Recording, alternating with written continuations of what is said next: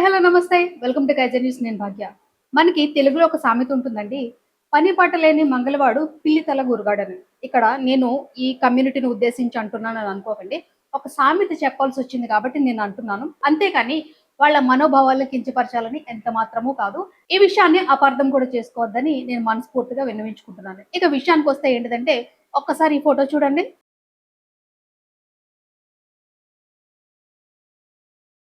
So, నేను మాట్లాడేది ఏంటిదంటే, ఈ పని పట్టలేని వ్యక్తి గురించి. ఈ ఫోటోలో కనిపిస్తున్న అతని పేరేంటిదంటే ముఖేష్ ఖన్నా. అరే! ఎక్కడో చూసామే అని అనిపిస్తుందా? అనిపిస్తుందండి. చిన్నప్పుడు మనకి 'శక్తిమాన్' అనొస్తుంది. ఐడియా ఉందా? ఆ! ఆ 'శక్తిమాను' ఈ ముఖేష్ ఖన్నా అన్నమాట. ఆ తర్వాత 'మహాభారత్' అనే ఒక సీరియల్‌లో కూడా భీష్ముడి పాత్రను పోషించారన్నమాట. ఇప్పుడు ఇతనెందుకొచ్చాడక్కా అనంటే ఏంటిదంటే, ఈయన గారికేంటిదంటే ఒక ఆవగింజంత విషయం తెలుసన్నమాట. దాన్ని పట్టుకుని నాకు ఆకాశమంతా తెలుసన్నట్టు రవీంద్రనాథ్ ఠాగూర్ అసలు జనగణమన దేశం కోసం రాయలేదు. ఎవరో ఒక బ్రిటిష్ కింగ్ గురించి రాశాడని చెప్పేసి ఒక పనికిమాలిన స్టేట్మెంట్ అనేది ఇచ్చాడనమాట. పనికిమాలిన స్టేట్మెంట్ అని అంటాను. ఎందుకంటే ఇప్పుడు వందే మాతరం గురించి చాలా ఇష్యూ జరుగుతుందనమాట. దాని మీద కూడా ఒక సెపరేట్ వీడియో అనేది చేస్తాను. ప్రస్తుతము ఈ జనగణమన గురించి మాట్లాడుకుందాం. ఈ so called great TV actor చెప్పినట్టు ఏంటిదంటే, యాక్టర్ అనేది కూడా పెద్ద పదమే అవుతుందేమో. ఎందుకనంటే మహా అయితే ఒక 2, 3 సీరియల్స్ చేశారేమో. అతనికి ఫేమ్ తెచ్చడం అనమాట.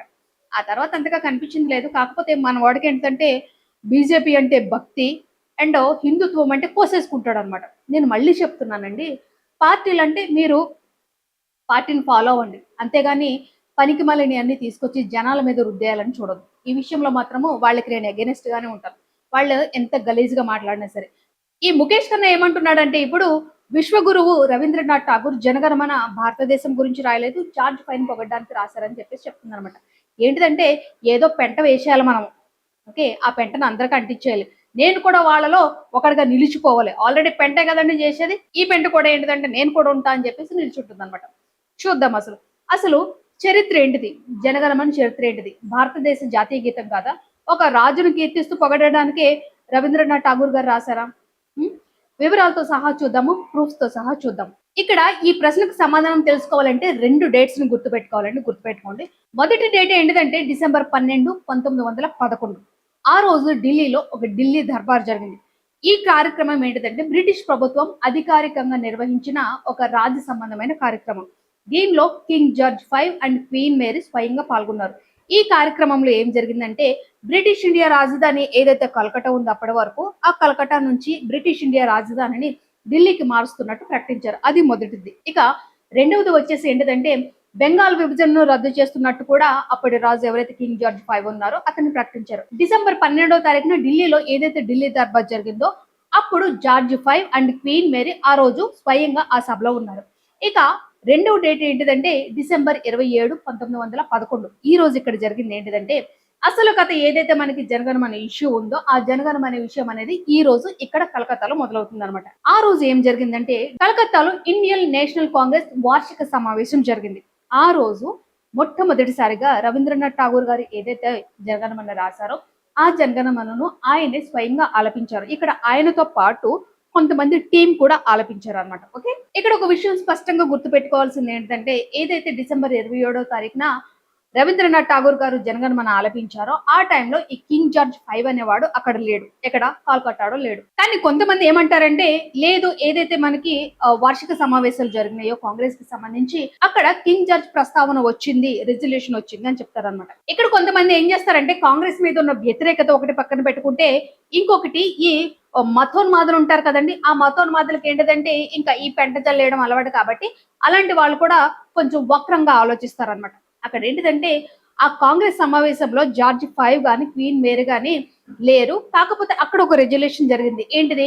వాళ్ళు ఇండియా వచ్చారు కాబట్టి వాళ్ళకి ఒక వెల్కమ్ ప్రకటిస్తున్నట్టు కాంగ్రెస్ ప్రతినిధులు ఆమోదించారనమాట. కానీ అక్కడ ఏదైతే కాంగ్రెస్ ప్రతినిధులు రెజల్యూషన్ ఆమోదించారో ఆ ఆమోదం అనేది జార్జ్ 5 అక్కడ ప్రత్యక్షంగా ఉండి తీసుకున్నాడని కాదు. ఎందుకంటే జార్జ్ 5 అక్కడ ప్రత్యక్షంగా లేడు. ఎవరైతే కాంగ్రెస్ సభలో ఉన్న ప్రతినిధులు ఉన్నారో వాళ్ళందరూ కూడా జార్జ్ 5 క్వీన్ మేరీకి ఒక లాయల్టీ అంటే వెల్కమ్ ని ప్రకటిస్తూ ఒక రెజల్యూషన్ ఆమోదించారంటే అంటే ఒక అధికారిక సభ తీర్మానం తప్ప జార్జ్ 5 స్వయంగా అక్కడ లేడు. ఇక్కడ మనకి ఒక క్లారిటీ వస్తుంది. ఏంటిది?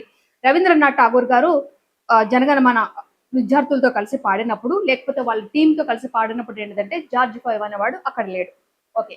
ఇక కొంతమంది ఏమంటారంటే లేదు అక్కడ ఒక పాట పాడారు జార్జ్ 5 గురించి, ఆ పాటే జనగణమన అంటారనమాట. ఇక్కడ కూడా ఇంకొక క్లారిటీ తీసుకోవాలి. ఏంటిదంటే ఏదైతే ఆ రోజు కాంగ్రెస్ సమావేశం జరిగిందో కాంటెంపరరీ రిపోర్ట్ ప్రకారం ఏంటిదంటే టాగోర్ పాడిన పాట ఏదైతే మనకి జనగణమన వచ్చిందో ఆ తర్వాత ముందు జనగణమన పాడిన తర్వాత ఆ నెక్స్ట్ జరిగిన ప్రోగ్రామ్ ఏంటిదంటే లాయల్టీ రెజల్యూషన్ ఇచ్చారు, ఎవరైతే కాంగ్రెస్ ప్రతినిధులు ఇచ్చారు. ఆ తర్వాత మూడో ప్రోగ్రామ్ ఏంటిదంటే జార్జ్ 5 ని క్వీన్ మేరీని స్వాగతిస్తూ మరో పాట పాడారు. అది జనగణమన కాదు. ఒక సోర్సెస్ ప్రకారం ఆ పాటని వెల్కమ్ టు సాంగ్ ఏమంటారంటే బాద్షా హమారాగా గుర్తించారనమాట. ఇక్కడ మళ్ళీ గుర్తు పెట్టుకోవాలండి. ఫస్ట్ జనగణమన పాడారు రవీంద్రనాథ్ ఠాగూర్. ఆ తర్వాత ఈ ఎవరైతే కింగ్ జార్జ్ ఉన్నారో దానికి సంబంధించి రిజల్యూషన్ ఇచ్చారు. ఆ తర్వాత మూడోది వీళ్ళిద్దరిని వెల్కమ్ చేస్తూ ఒక పాట పాడారు. చారిత్రక సోర్సెస్ ప్రకారం దాన్ని బాద్షా హమార్ అంటారు.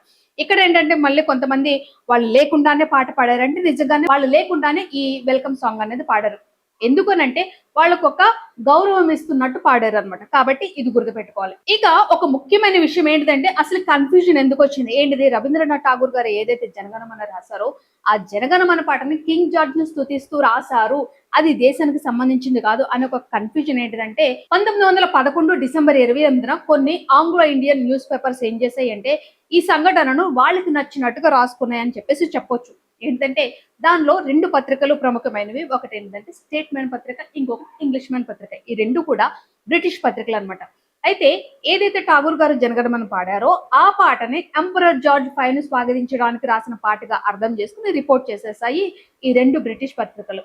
ఎట్ ద సేమ్ టైం మన ఇండియా పత్రికలు ఏదైతే ద బెంగాలీ అండ్ అమృత బజార్ పత్రిక వంటి ఇండియన్ న్యూస్ పేపర్స్ ఉన్నాయో అవి చాలా విపులంగా స్పష్టంగా రాశాయి అనమాట. ఏంటిది ఠాగూర్ ఏ పాట పాడారు, ఎప్పుడు పాడారు, మొదటిదా రెండోదా, ఏ సందర్భం అనేది కరెక్ట్ గా రాశారనమాట. ఆ తర్వాత రెండో పాట ఏంటిది, ఆ పాటలో ఉన్న అర్థాలేంటి, ఆ పాటని ఎవరు గురించి రాశారు, ఎవరు ఎవరు పాడారు అనే విషయాలు కూడా చాలా డీటెయిల్ గా రిపోర్ట్ చేశారు అనమాట. ఇక్కడ జరిగిన ఒక కన్ఫ్యూజన్ అనుకోవాలో లేకపోతే వాళ్ళకి మెప్పు రావాలనో లేకపోతే మా వాళ్ళకి గొప్ప అని చెప్పుకోవాలని చెప్పేసి ఈ ఈ విషయాల్లో ఏమైనాయి అంటే అక్కడ రెండు పాటలు పాడారు.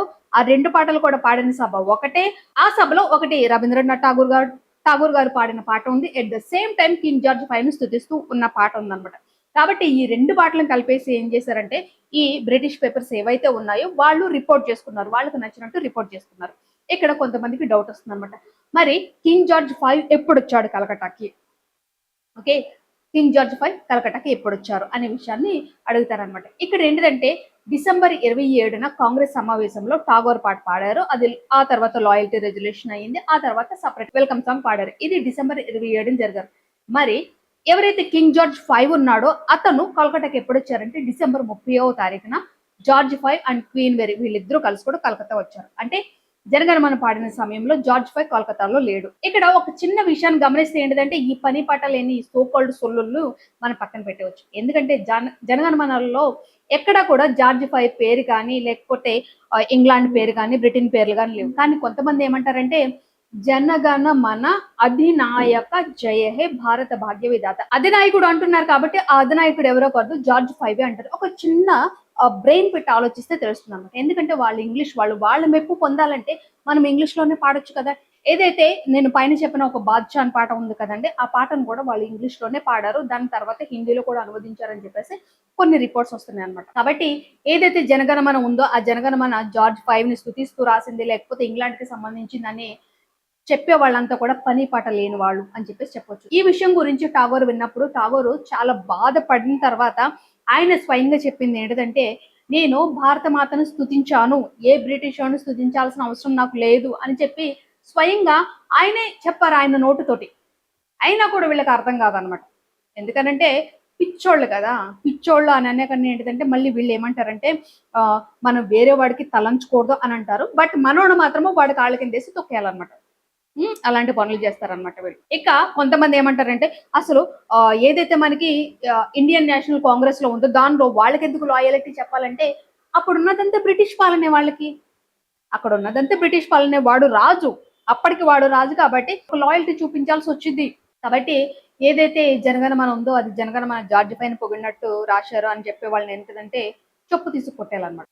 కాబట్టి పనికి మాలిన మాటలు మానేసి ముఖేష్ కన్నా ఏమన్నా సీరియల్స్ ఉంటే ట్రై చేసుకో, ఓకే. ఇకపోతే ఫోటో చూపించాను కదండి, ఆ ఫోటో కింద కూడా ఏంటంటే ఆ మతానికి సంబంధించిన వాళ్ళ పోస్ట్ చేస్తుంది అనమాట. మతం లేకపోతే బతకలేని వాళ్ళందరూ చచ్చిపోండి ప్లీజ్. భూమికి భారం తగ్గుతదనమాట. మేము మనుషులుగా ఉండే వాళ్ళమందరము ఇక్కడ బతుకుతామనమాట. మేమందరం భారతదేశంలో పుట్టాము. మేమందరం భారతదేశం కోసమే చనిపోతాము. మేమందరం భారతదేశంలోనే చస్తాము. ఇక్కడ మట్టిలోనే పూడ్చబెడతాం మేము.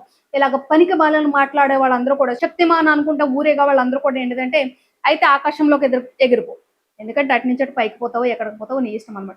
ఇలాంటి పనికిమాలిన మాటలు ఆపేస్తే చాలా మంచిది. ఇక అలాంటి పనికిమాలిన పోస్టులు కూడా షేర్ చేసే వాళ్ళు ఏంటిదంటే, అన్నం కాదు వాళ్ళు గడ్డి తింటారు అని అంటదనమాట. ప్రజలేమి గమనించట్లేదు అని అనుకోకండి. అన్నీ గమనిస్తున్నారు. త్వరలోనే మీకు బుద్ధి చెప్పడానికి కూడా రెడీగా ఉంటారు. జై హింద్, జై భారత్.